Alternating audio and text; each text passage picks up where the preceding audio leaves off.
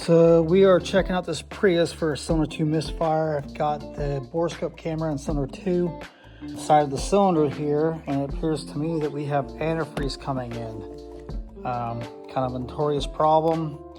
I hate to give the customer that kind of information, but it is what it is, unfortunately.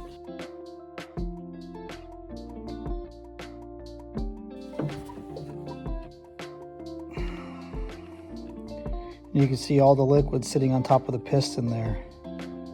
So, not good news.